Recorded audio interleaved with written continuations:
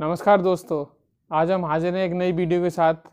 BNSS 2023 के आज section 20 के बारे में डिस्कस करेंगे दोस्तों। सेक्शन 20 डायरेक्टरेट ऑफ प्रोसिक्यूशन के बारे में बताता है, यानी हर एक राज्य में एक निदेशालय होता है, अभियोजन निदेशालय। अभियोजन निदेशालय का गठन दोस्तों या कॉन्स्टिट्यूशन हर एक स्टेट गवर्नमेंट करती है अपने राज्य के लीगल मैटर्स को हैंडल करने के लिए, और ये राज्य का जो होम डिपार्टमेंट होता है उसके अंडर में आता है दोस्तों। अब बात करते हैं डेफिनेशन के अकॉर्डिंग कि हर एक ज़िले में, जैसे हमारा उत्तर प्रदेश है, उत्तर प्रदेश में जितने भी ज़िले हैं दोस्तों, उन सब ज़िलों में जो डायरेक्टर ऑफ प्रोसिक्यूशन होते हैं, और हर एक ज़िले में एडिशनल होंगे, असिस्टेंट होंगे, ठीक है। तो ये सारे ही इस डायरेक्टर ऑफ प्रोसिक्यूशन के अंडर आते हैं। तो देखते हैं राज्य के अंदर DP, दोस्तों शॉर्ट फॉर्म में मैंने लिख दिया ये डायरेक्टर ऑफ प्रोसिक्यूशन। DDP यानी डिप्टी डायरेक्टर ऑफ प्रोसिक्यूशन। कितने हो सकते हैं दोस्तों? कितने भी हो सकते हैं राज्य में, जैसा राज्य सरकार कंफर्टेबल समझे।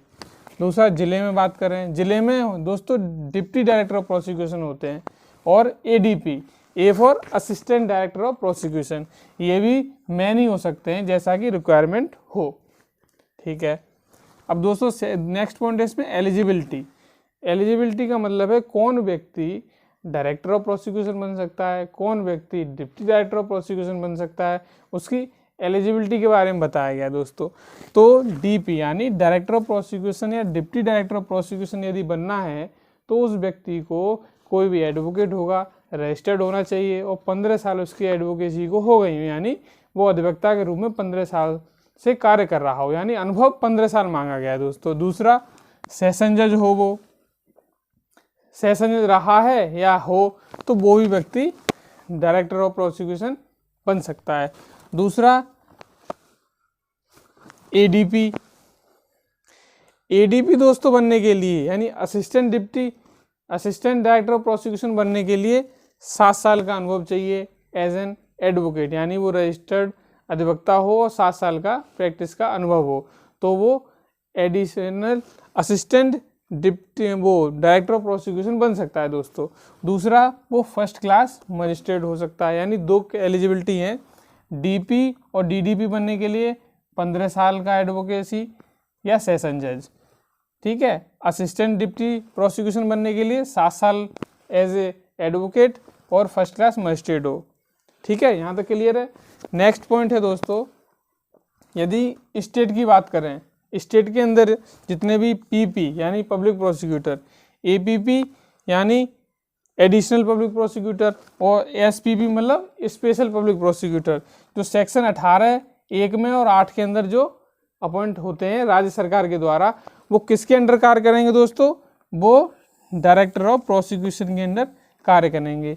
एक स्टेट की बात हो रही है। अब नेक्स्ट है इसमें जिले के अंदर पब्लिक प्रोसिक्यूटर या एडिशनल या स्पेशल, जो सेक्शन 18(3) में 8 के अंदर होंगे, और सेक्शन 19(1) में असिस्टेंट जो पब्लिक प्रोसिक्यूटर होंगे वो किसके अंडर सबऑर्डिनेट होंगे दोस्तों? DDP और ADP के अंदर, यानी डिप्टी डायरेक्टर ऑफ प्रोसिक्यूशन के अंडर कार्य करेंगे, और ADP यानी असिस्टेंट डायरेक्टर ऑफ प्रोसिक्यूशन के अंडर कार्य करेंगे, ठीक है दोस्तों। यहाँ तक क्लियर है। नेक्स्ट डायरेक्टर ऑफ प्रोसिक्यूशन और जो DDP हैं यानी डिप्टी डायरेक्टर ऑफ प्रोसिक्यूशन है, इनके फंक्शन क्या हैं, इनकी पावर क्या है दोस्तों? तो इनका मुख्य जो कार्य होता है दोस्तों, जितना भी प्रोसिक्यूशन का कार्य है, जितना भी केसेस होते हैं, उनको मैनेज करना, उनको हैंडल करना, उनको एग्जामिन करना, उनको मॉनिटर करना होता है। तो दोस्तों डायरेक्टर ऑफ प्रोसिक्यूशन जो केस 10 साल से ऊपर के, 10 साल या उससे अधिक के होते हैं, या आजीवन कारावास है, या उनमें डेथ की पनिशमेंट है, तो उनको मैनेज करना, अपील के रिगार्डिंग ओपिनियन देने का काम डायरेक्टर ऑफ प्रोसिक्यूशन करते हैं।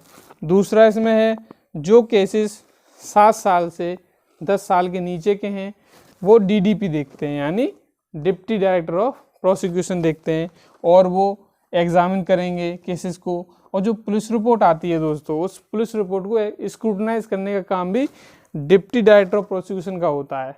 लेकिन मेन चीज़ में याद रखनी है कि जो केसेस दोस्तों जिनका पनिशमेंट 10 साल से कम हो और 7 साल से 10 साल के बीच बीच में हो, ठीक है,